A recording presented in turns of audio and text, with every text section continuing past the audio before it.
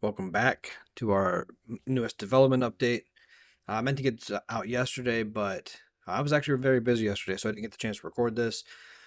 This is supposed to go in conjunction with the space that we do on Tuesdays, but that's being moved as of last week to Friday. So I guess you'll get this a little bit early. That's something you can review before the space on Friday. So that will be on the 16th at 4 p.m. Eastern. Okay, so let's get into it. First things first, I have an update when it comes to the migration. You can read this here. I think I showed this last week, but when it comes to the migration, I have a meeting with the people. It's migrate.fun. I have a meeting with their team on Monday. What would that be? The 19th?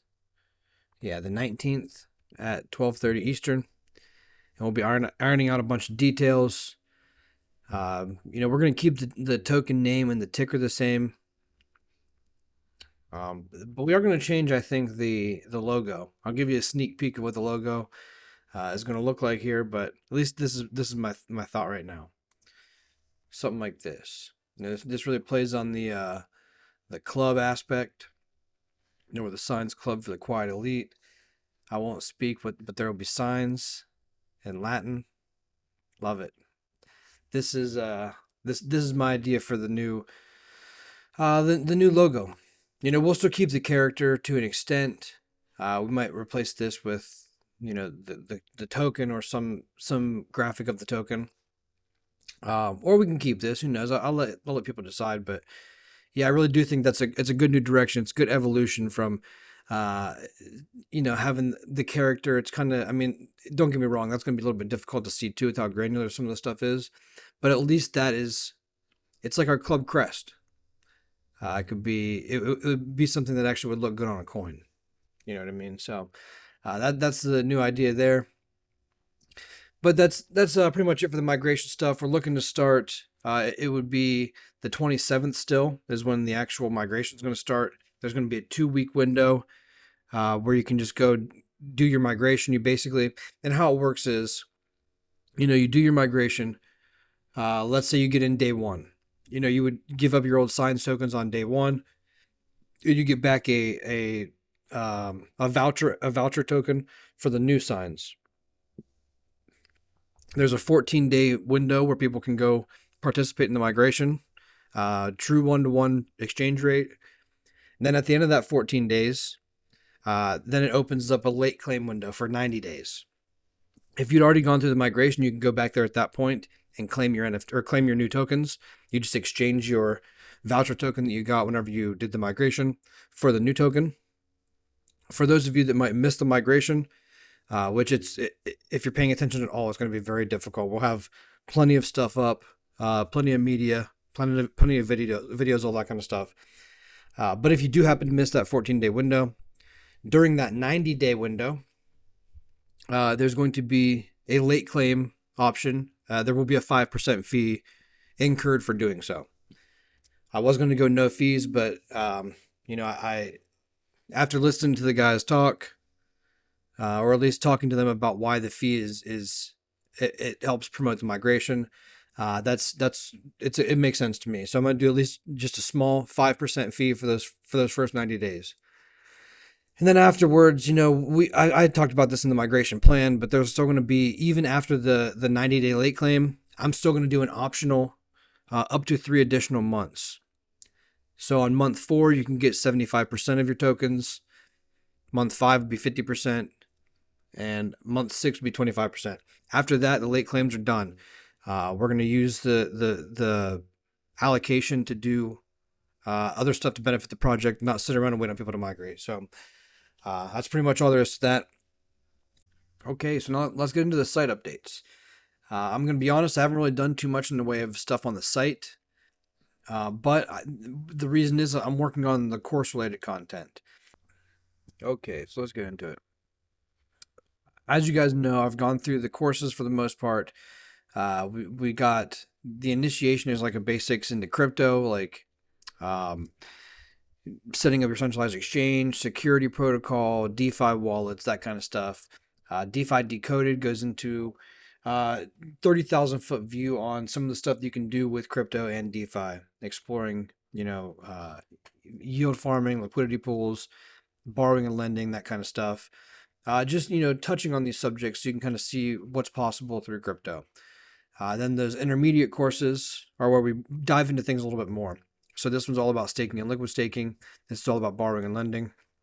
This is all about liquidity provision. So the courses themselves are all done. But I've been going back lately, this past week, and putting in some video content too. So like if we go to, I gotta go through these first. Jeez, 1 second. Okay, we're getting there.